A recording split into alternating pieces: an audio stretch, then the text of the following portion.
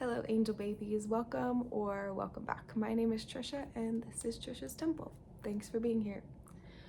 I consider myself to be a mystic and a witch, and I am a believer in all things magical and whimsical, but I'm also very logical and skeptical of truth claims. I was raised Mormon, and all of that upbringing taught me to look at the world in a way where I was simultaneously taught to trust in the unknown and also be very particular about what I was allowed to trust. And leaving that upbringing, I've had to find my own foundation, my own way of making meaning and seeking after the truth, whatever that means to me. And I want this reading to be an exploration of truth and meaning and being somebody who loves symbols and stories, but is also kind of skeptical of anything that says, if you do this, then this will for sure happen to you. This could be that you don't believe in astrology because of whatever reasons that you have, but you also enjoy it. That you feel passionate about the storytelling aspect of tarot and oracle cards, but maybe you are not one to stake your life or make decisions based on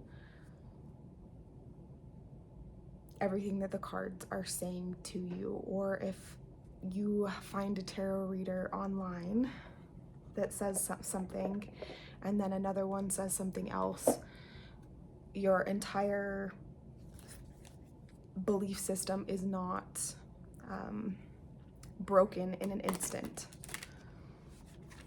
You're finding a lot more concrete, or just your belief system is rooted more in internally. Okay, the first question that I have is, how do you seek truth or know something is true for you? What does that process look like for you? And obviously this is true for all of my readings, that you take what resonates with you and leave the rest for someone else.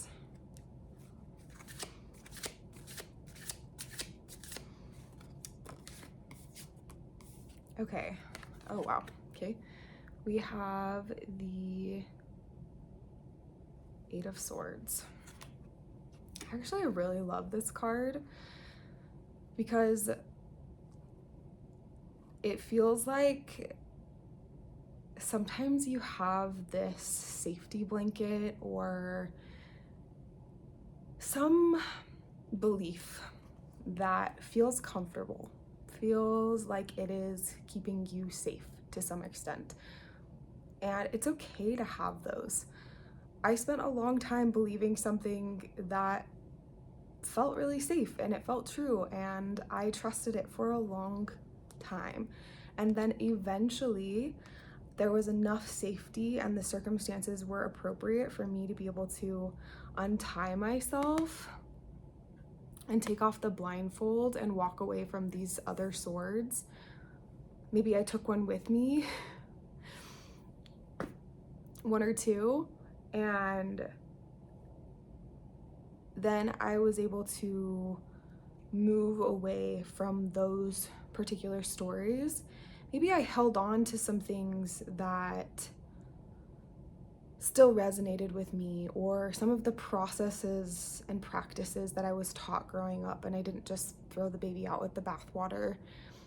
some of the things that were still important to me, like finding a sense of community and making meaning out of things, even if not in the exact same way or about the same things. I didn't need the dogma as much as I did in the past. So I think that there is something that maybe happened like that for you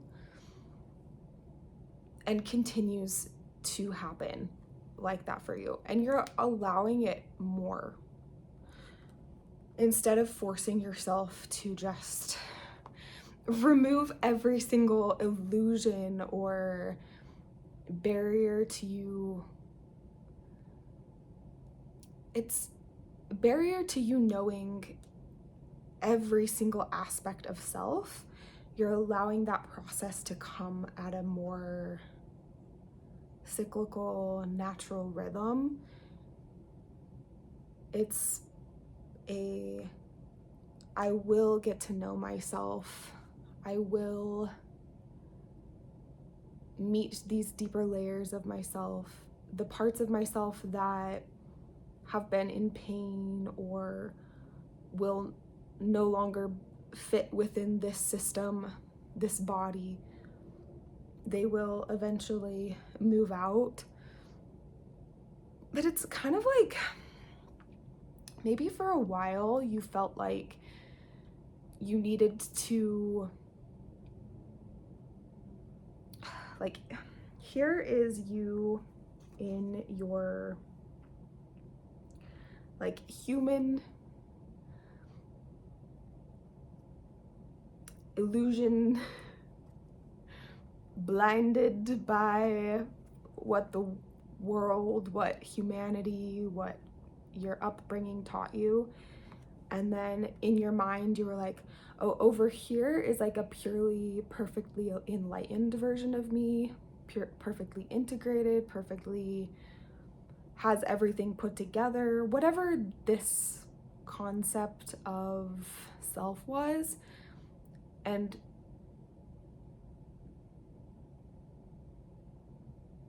this version kind of always felt out of reach. Like it was, you could never quite catch up. And now you're realizing that this aligned, integrated,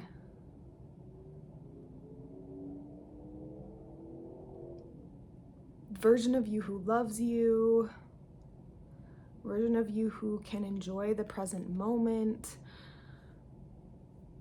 is actually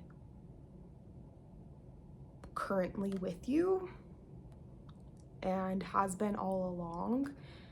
You were just experiencing different parts of the story. Okay.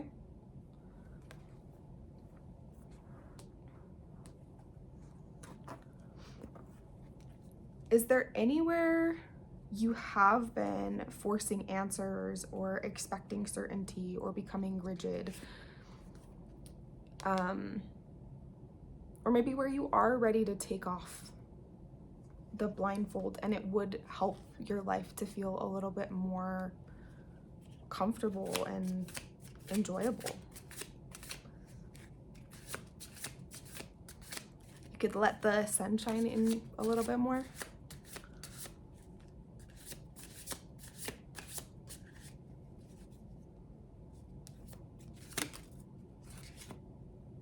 Ah, okay.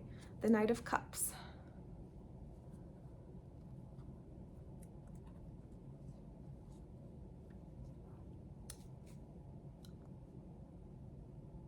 This knight has his cup ready to receive.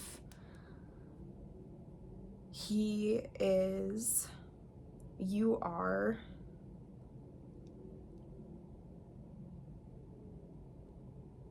opening your heart, and it's kind of like that I have my heart on my sleeve, but you also have more wisdom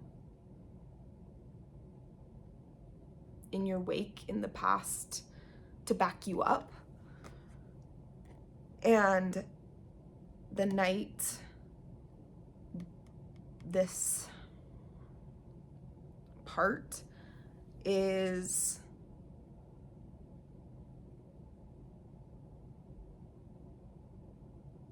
maybe feeling a little bit vulnerable to step towards. It could be a new relationship or just relationship with people in general. Like, oh, for a while I was hibernating, I was in isolation, I was feeling disconnected. Even if you were around people, those relationships felt a little bit disconnected in some way. So maybe the expectation that you have been having that has been coming up for you is that you need to be able to connect with people more easily, that it has to be more aligned, almost like you need to know them really well, and it needs to happen faster. It's actually kind of giving it something similar to what I was feeling over here, that you were demanding that you know yourself, that you become perfectly aligned with yourself instantaneously, just because you have a vision of what that can be. Now I'm hearing a line from Olivia Rodrigo. I have a vision of us standing right here. I've always had a vision of us standing right here. Like, maybe you've had some fantasies, some visions, some dreams of who you can be. And it's not that those are wrong for you to have or for you to even live in on occasion, but then you're getting better at coming back to the present moment and being exactly where you are. Noticing the moments from your past when you imagined yourself standing exactly where you are. Like, oh, I've always wished for this.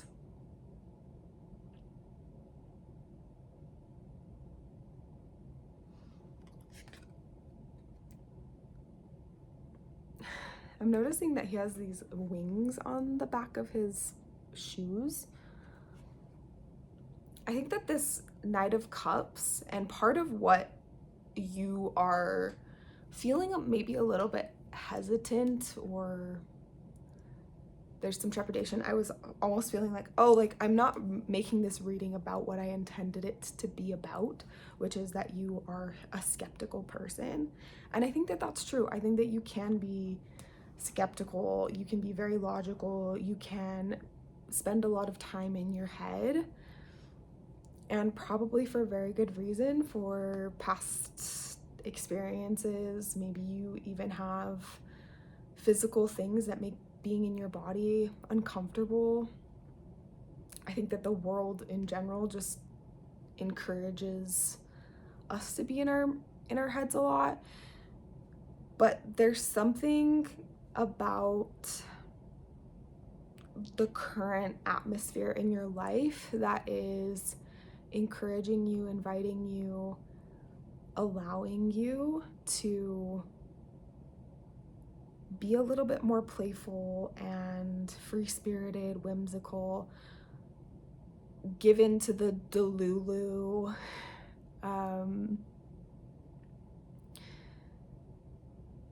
that when you start believing in your dreams and your fantasies and that all the good things can happen for you, I think that there's almost this like defense mechanism that comes in that's like, oh wait, but did you think about all of these warning signs?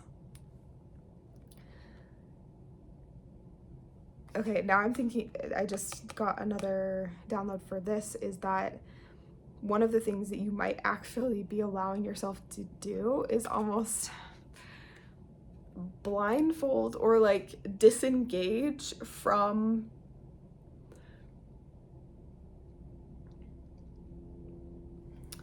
do a little bit of this to all of the fearful stories, the things that are saying you can't do it because. Also things that are pulling down on your energy, weighing you down. I'm watching Gilmore Girls right now, and there's this episode where Lorelai is sad because she's in a fight with Rory. And so she's investing herself in everybody else's business at her new inn that she just opened. She opens the Dragonfly Inn. And so she's doing the maid's job, and she's doing her friend Suki's job, who's the chef, and she's doing the like manager's job, and she's doing her job, and she's doing the florist's job, and she's doing the horse person's job, like brushing the horse. Like she's doing it all to try and keep in control of something. So maybe something that you're doing is kind of letting yourself just do your thing. Whatever that one thing is that you want to focus your energy on, even if that one thing that you want to focus your energy on feels trivial to other people, maybe even a little bit to you, but you're like, I want to do this. I want to go swing on a swing. I want to paint. I want to take a nap.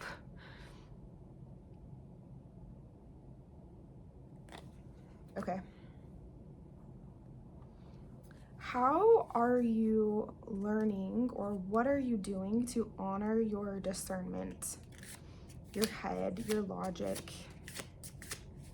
Because I don't think that you're just gonna completely be like, no, nothing that I've ever thought, nothing that I've ever learned matters. In fact, you have integrated so much of your knowledge into real wisdom because you've experienced it, instead of having it just be a thought. Okay, another Cups energy.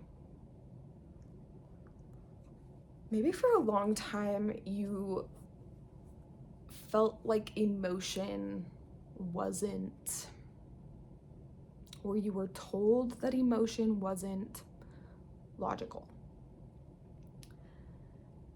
And what you're learning now is that it is actually extremely logical.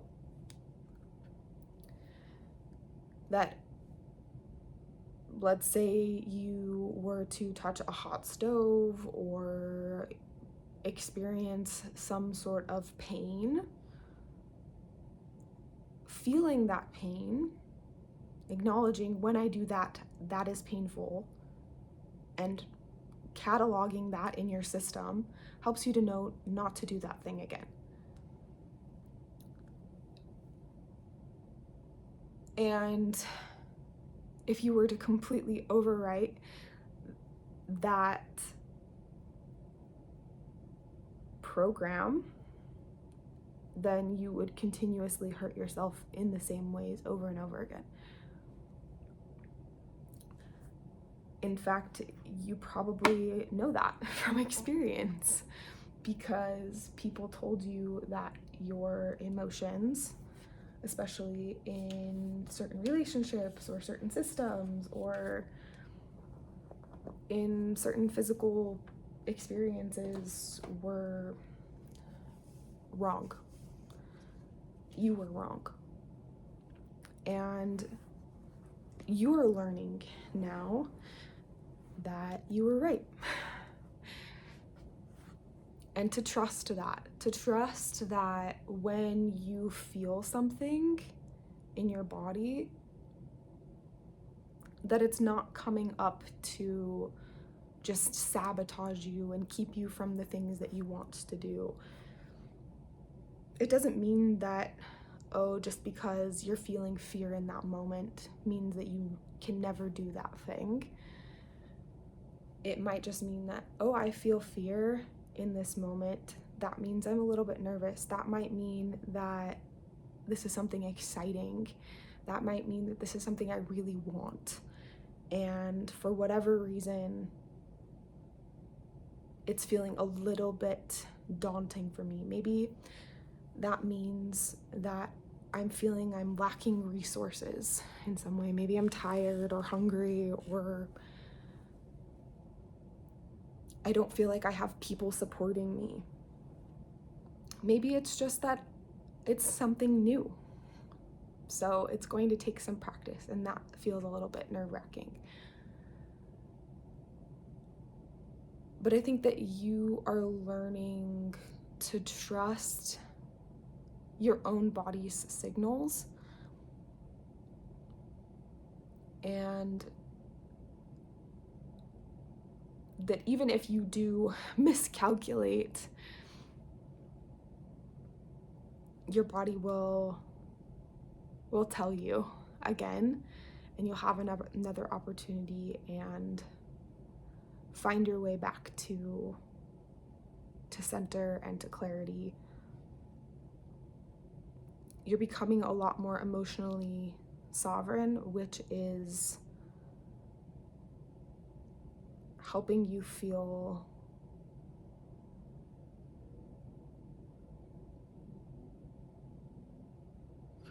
like in the past, maybe you would do a lot of suppressing of emotions, especially maybe like certain types of emotion.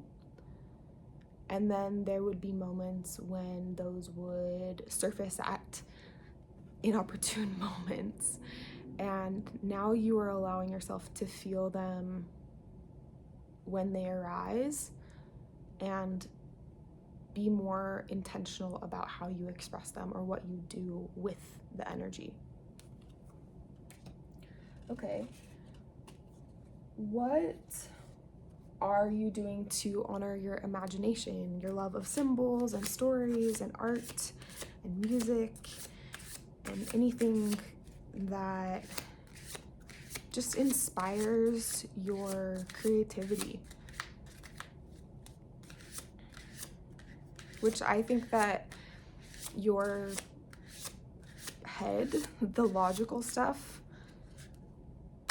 isn't so disconnected from all of that as maybe you once thought. That actually part of what this integration process has been doing for you is showing you how to experience both. This card is following me. Maybe it's been following you too. The Ace of Wands. This is the passion stick. What's been really inspiring you lately is your own power. Turning inward, looking at what lights you up, excites you, turns you on, makes you excited to be alive. Maybe those are particular stories from childhood.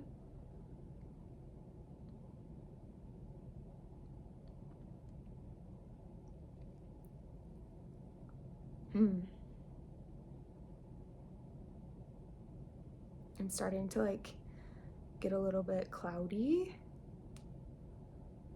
Maybe there's still a little bit of hesitation or fear around connecting to, holding to, honoring, holding up your power, saying, this is mine, Do you want to see it?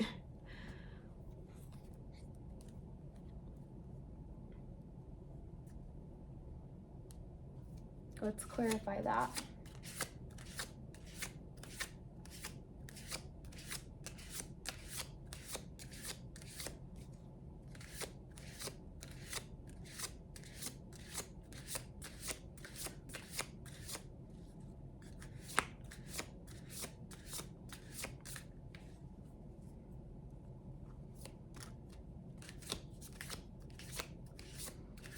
There could be something to do with temperature regulation, like on an actual physical level of like body temperature, circulation, being really hot and then really cold.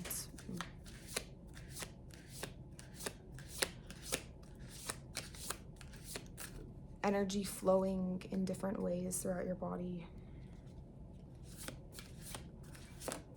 Just being a little bit more aware of that. Okay, Knight of Pentacles. I just learned more about this card today, actually. This is the slowest moving knight, but he is the most determined. He is the most steady and gentle of the knights. He is like the guardian.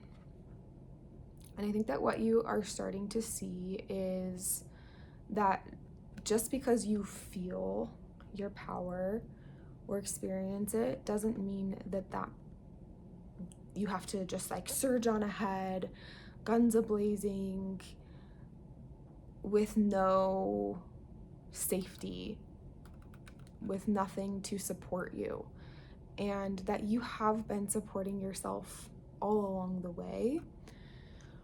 Your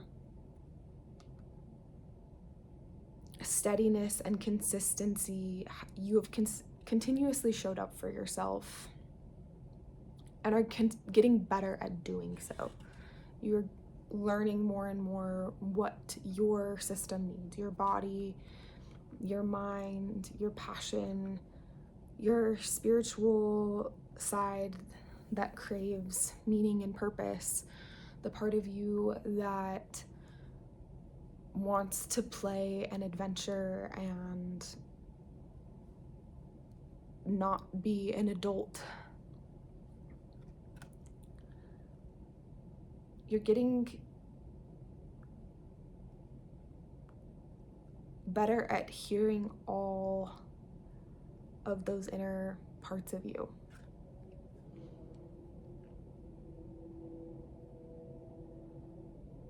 Instead of like, oh, this part needs to stay quiet over here. Hush up now. You don't fit the story that I'm trying to tell about myself. Like, oh, you're here. What do you have to say? But this part is like the ideal leader of your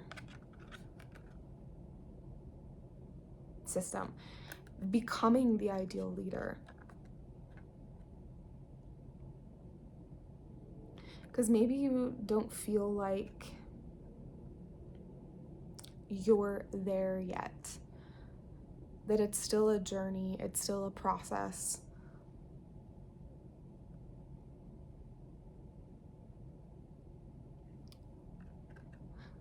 But you're starting to enjoy that process more. The communication. This kind of feels like, I just got like two thoughts. It was like D&D, and then I might get this wrong because I don't know Lord of the Rings very well. I think his name is Aragorn. Could be really wrong about that. The guy with the horse. I think a lot of them have horses, so don't make fun of me. But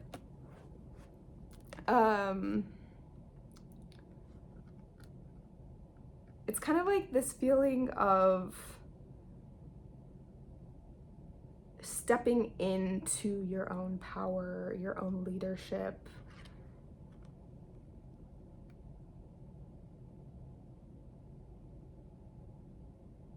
allowing it to be like I'm making a choice and I'm experiencing what happens when I make that choice, instead of feeling like if I don't make the right choice, all hell will break loose and it will be the end of everything. But if you do feel that way, if you do get overwhelmed, you're like, well, that was an interesting moment of my story, and scene.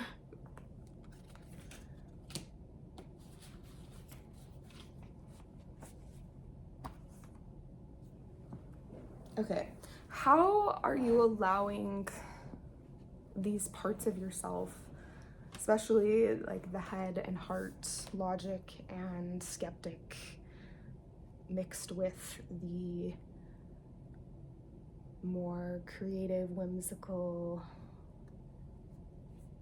parts of you, to intermingle,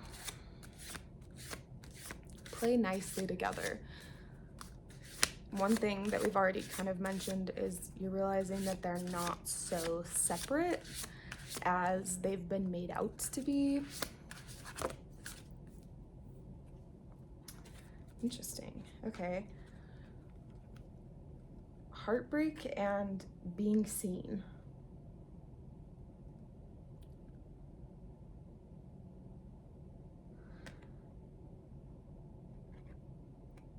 You're allowing yourself to be seen, recognized, earn praise, receive praise for the pain and the journey, the process that brought you to where you are now. It's kind of similar to something that I said in a reading fairly recently, that like under the surface you were going through all of this turmoil and just, I don't know, you were creating who you are today, building and becoming, having all of these roots forming, but maybe nobody could see, or only the people closest to you could see. And this heartbreak, heartache, pain, injury,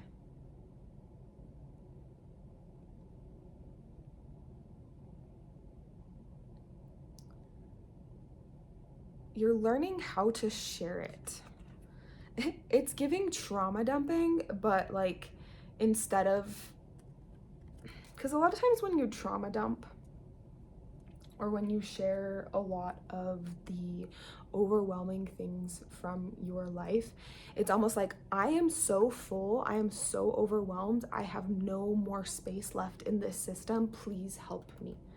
It comes from a place of, I don't have enough resources in me to process this anymore by myself, which is a completely understandable place to be in when you have experienced that. But this feels more like you have processed a lot of this, some of it with other people, some of it on your own, a lot of it on your own, a lot of it through creation and other experience. And this feels like stepping into a different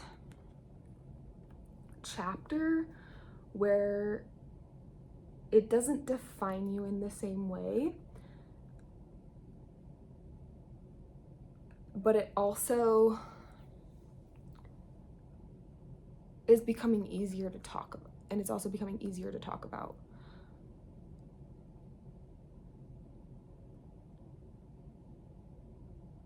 Yeah. So I think that your head and your heart, like maybe in the past you felt like, speaking of temperature regulation,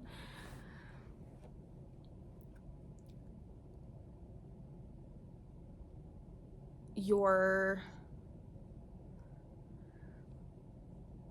head was telling you that you were not allowed to share those really soft and vulnerable parts of you because of past experiences that you had, going back to the very beginning, that said, hey, when you do that, that hurts, because the other person who would be on the receiving end was not able to receive. They didn't understand it, or they almost exacerbated the situation and twisted things, made it your fault, or just almost like they're like, huh? What? I don't get it. But something about this dynamic is, even if that were to happen, even if you were to share your pain with somebody who didn't get it, you get it. And so their inability to understand wouldn't hurt in the same way that it did in the past. And you're also finding people who do get it, who want more of it from you, who are like, please, I resonate with that deeply, and it's helping me to understand my story more. The way that you explain it, it gives words to things that I didn't even know were a part of my story.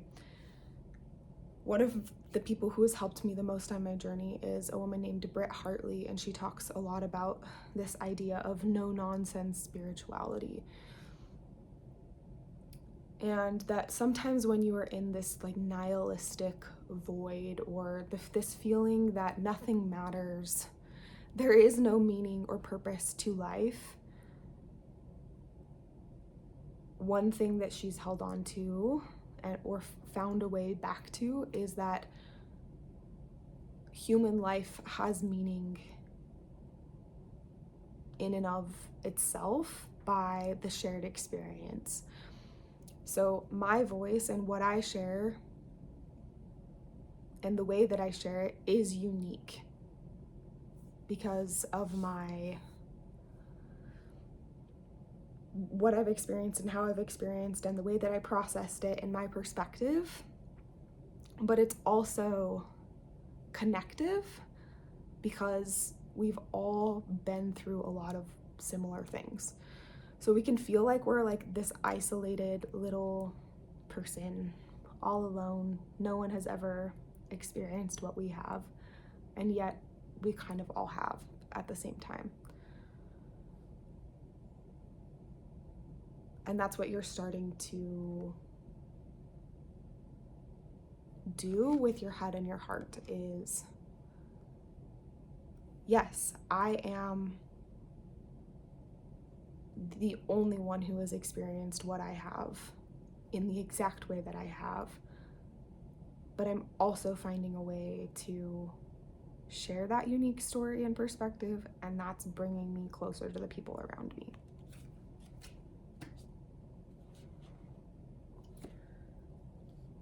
Okay, it's time to switch decks.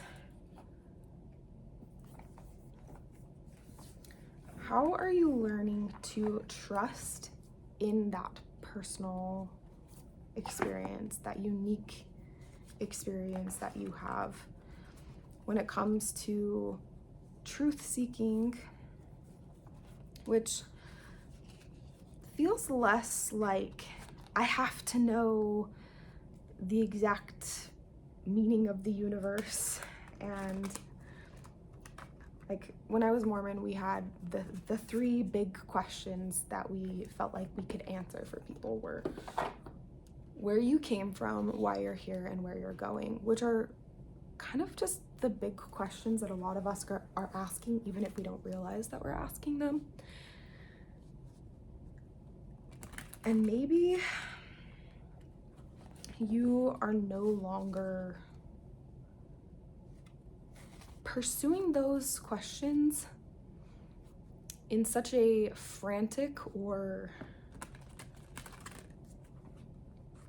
you don't have the same type of expectation to find the one true answer or It's giving control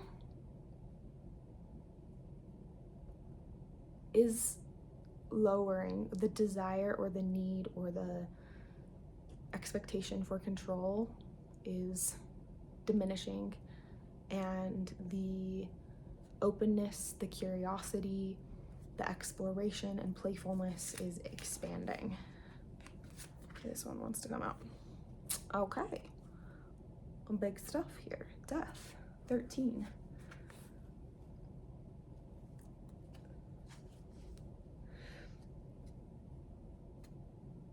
So what that brings up for me is that you have been through a lot of cycles. I'm gonna bring up this Britt Hartley again. She talks a lot about the idea of the ways that people face death are through complete avoidance, or it's like riding you so closely, it's in your face, it's like taunting you, saying, come closer, let's go, this is too much, it's too overwhelming. It becomes dissociation, wouldn't it be so much easier if we just got the hell out right now? Come on, TikTok.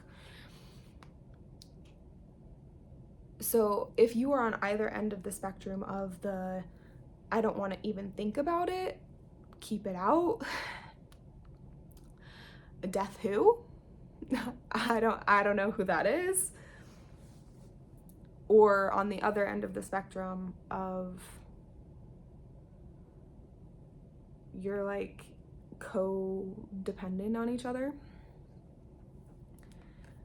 You're starting to shift your relationship with death because you have been through so many cycles of this gets really, really intense and overwhelming, and I feel like I do want to kick the bucket, get out of here, die. And then you realize, oh, there was just a part of me that was ready to shift, move on to the next phase of my journey. That you're surrounded by death all of the time, in nature, in actual people dying, in your own inner system, the fact that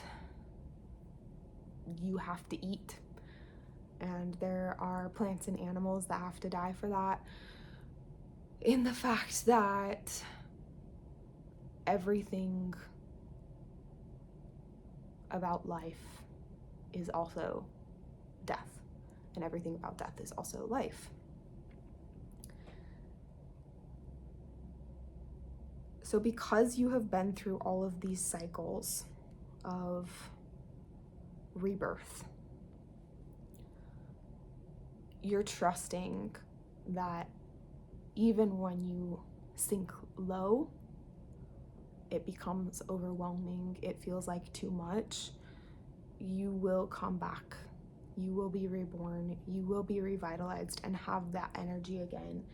You will be reconnected to your power, and it will look fresh and new to you. You will have new perspective because of the experiences that you gained in the most recent cycle and the new view that you have of other past cycles. Okay. How are you starting to walk forward, experience more curiosity rather than holding on to control so tightly? Or what do you do when control? So I think it's just really natural that when you're feeling overwhelmed, you're like, let me control something. Let me control all the things. So what do you do with that? 9 of Cups.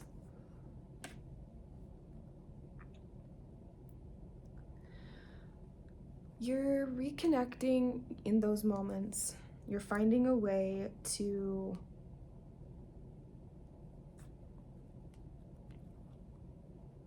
tell yourself your dreams again. It's giving like, tell yourself a bedtime story. Like before bed, before, just like in a quiet moment, or when you're feeling that really overwhelming feeling. It's almost like you're using some comforting story, which is the things that are emotionally fulfilling to you, whether that be people who are important to you, or you're just like, literally the only thing that you have to do right now is take a shower, or is climb in bed. Because I don't know about you, but for me, a lot of times that overwhelm, like I need to control everything, happens when my resources are at their lowest. So it's like, this isn't actually making any sense. Like, oh, I just had surgery, so naturally I should be solving all of the world's problems right now. Yep, that does compute for sure. So it's like, in those moments, you're being very soft with yourself, surrounding yourself with the things that are the most comforting and gentle and nourishing to your spirit, your soul. Keeping your cups very present and upfront in your space, so that you can tell yourself, remind yourself, I know that it feels like this discomfort will never end, but in fact, hey, remember when we did that fun thing? Okay, yeah, it gets given even like hanging up pictures of moments when things were not shit.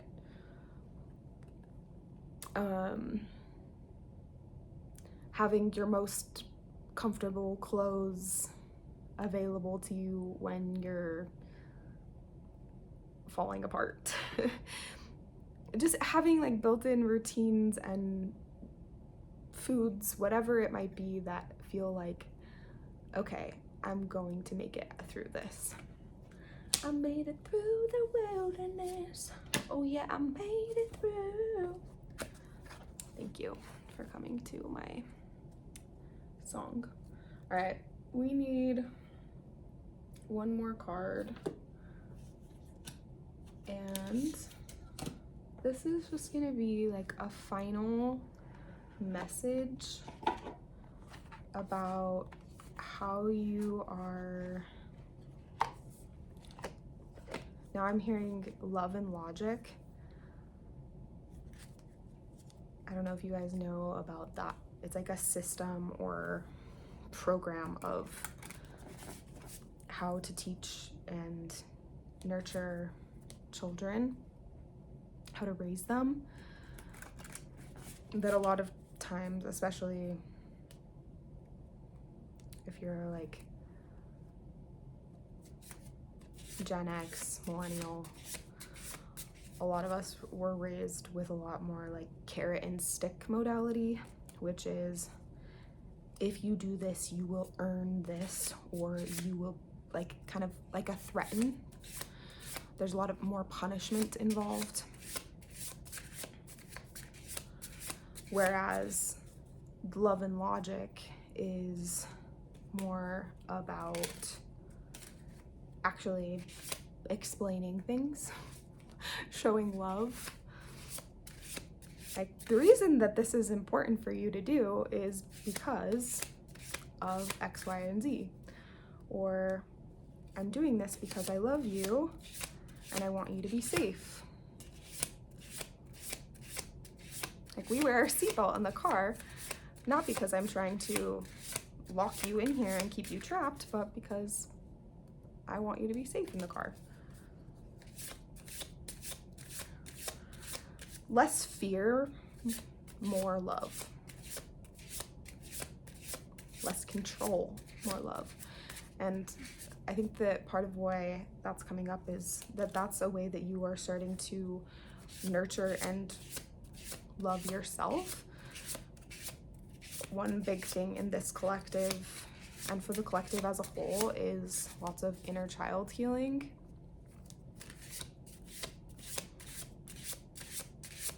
Let's see if this is going to come out.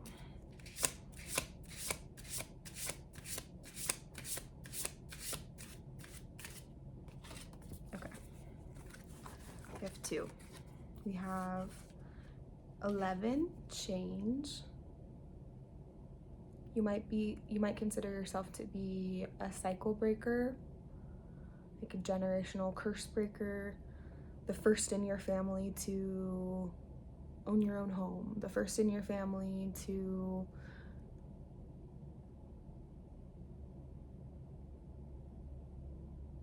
love yourself, the first in your family to have a healthy relationship with food, the first in your family to do something that you love for your career instead of just what was expected. And the other one is self-determination. Yeah, this feels like you are someone who has held up a lot of, there were a lot of expectations placed on you.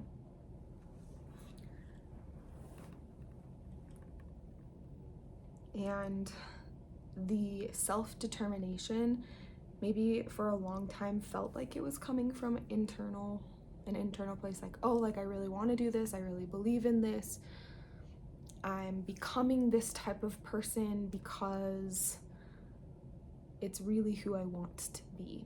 And at the time that was true. But more and more, that story, those illusions have been falling away, and you've been getting closer to a more authentic self that makes changes and takes action from a centered, regulated place that is both loving and logical, that is believes in magical things and also doesn't need it to be true that, like, you're not staking your entire life on one particular thing, like one dogma, one set of rules or expectations, one version of reality. You're allowing that to be in constant flux and starting to feel safer in that change.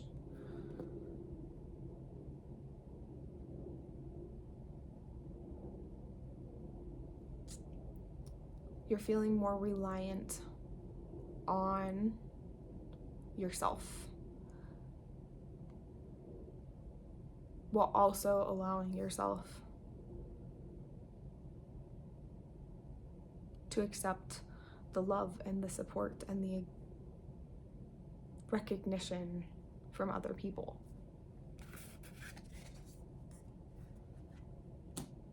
And that's what I have for you today. Thanks so much for being here. Love you.